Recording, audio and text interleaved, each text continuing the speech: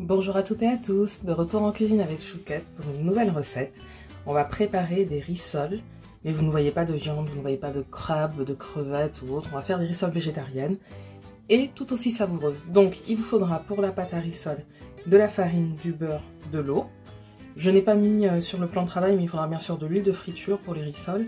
Pour les paner, vous aurez besoin de chapelure et d'œufs, 1 à 2 œufs en fonction des quantités que vous allez faire. Pour la farce, on va avoir besoin de petits pois, de lentilles corail, j'insiste bien sur les lentilles corail et pas les lentilles normales. Celles-ci cuisent plus facilement et ont un goût qui se rapproche beaucoup de la viande. Vous pouvez faire des lasagnes par exemple végétariennes en mettant les lentilles corail à la place. Une carotte, un échalote ou une échalote si vous n'en avez pas. Ici on a du ras el hanout, si vous n'en avez pas vous prenez du curry. Là j'ai de l'ail en poudre, du sel et de la sauce béchamel. Donc, voilà les ingrédients, je débarrasse et on commence. Donc la pâte à rissole va se passer dans cette casserole. Sur le blog vous avez déjà une recette de rissole au poulet fumé et j'avais fait une pâte qui avait à pétrir. Là on va changer, on va faire une recette comme pour de la pâte à choux.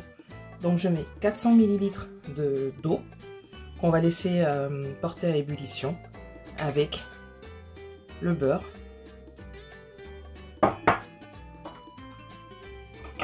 Et une pincée de sel. Et à tout à l'heure, une fois que ça a commencé à bouillir.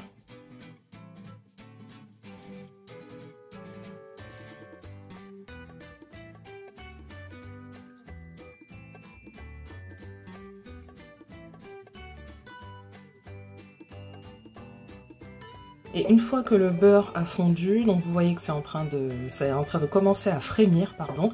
Je vais décaler pour ne pas que vous ayez la buée. On vient rajouter la farine d'un coup, toujours avec la cuillère en bois. Et on remue énergétiquement pour former une boule. Et là, vous éteignez le feu.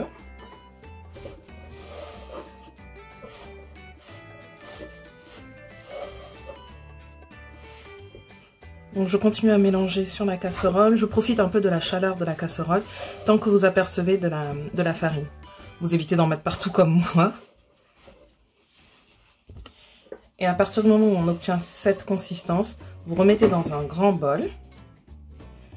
Âme sensible, s'abstenir. En gros, il va falloir pétrir la pâte. Donc, je mets des gants comme ça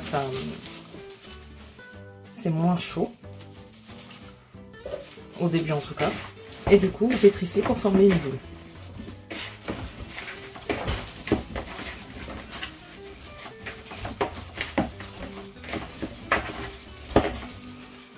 Une fois qu'on obtient cette consistance, donc on a une pâte qui est bien formée et vous voyez qu'on peut étaler facilement.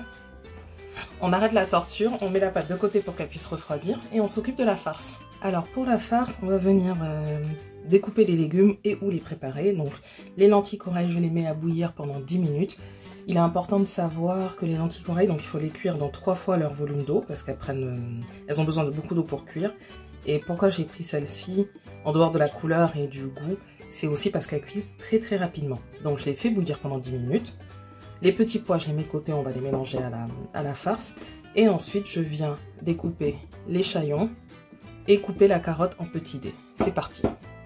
Alors je suis de retour, donc les lentilles corail sont cuites. Je les mets de côté. Je mets dans une poêle un filet d'huile d'olive à chauffer.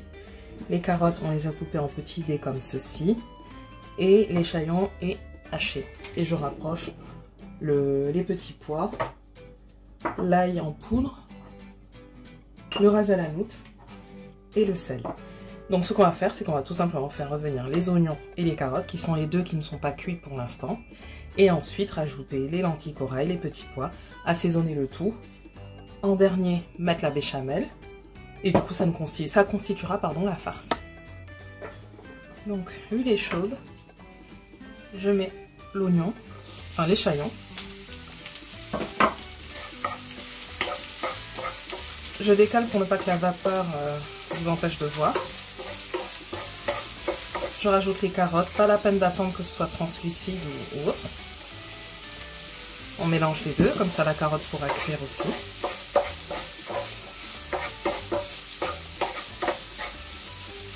Et je rajoute ma cuillère à soupe d'ail séché Comme ça pourra bien parfumer. Et on laisse revenir pendant 3 à 5 minutes. Ensuite, je rajoute les lentilles corail.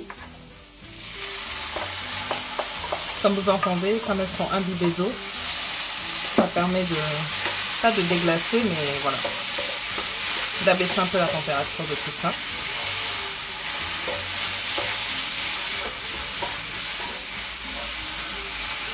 Je mets les petits pois.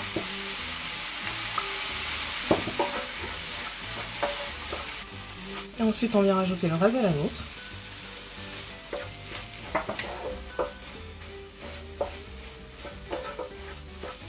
Il reste un peu, hop. La béchamel qui, en refroidissant, se solidifie. Du coup, n'hésitez pas à la mettre directement au contact de la poêle.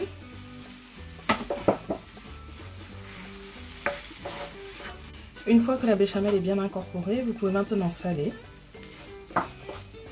N'ayez pas peur, ça a l'air... Vous avez l'impression que j'ai mis une grande quantité de sel, mais c'est parce que je n'avais rien salé dessus. Ni les lentilles, ni les petits pois, rien du tout. Et voilà, on peut retirer du feu et procéder au façonnage de nos rissoles.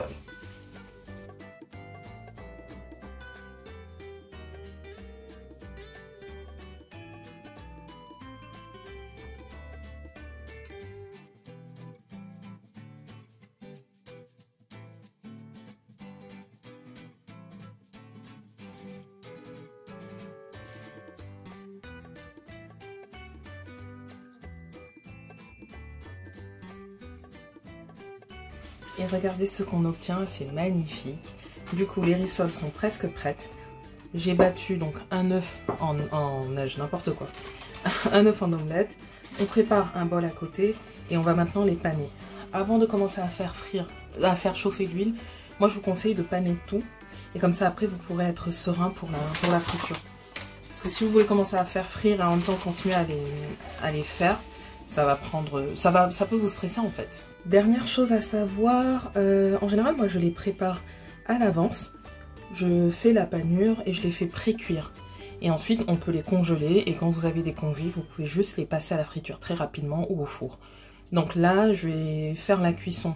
Vous verrez la couleur qu'il faut que ça ait pour que ce soit pré-cuit. Et après si vous voulez, je vous montrerai les deux cuissons. Pré-cuisson et puis si on veut les cuire et manger directement. C'est parti.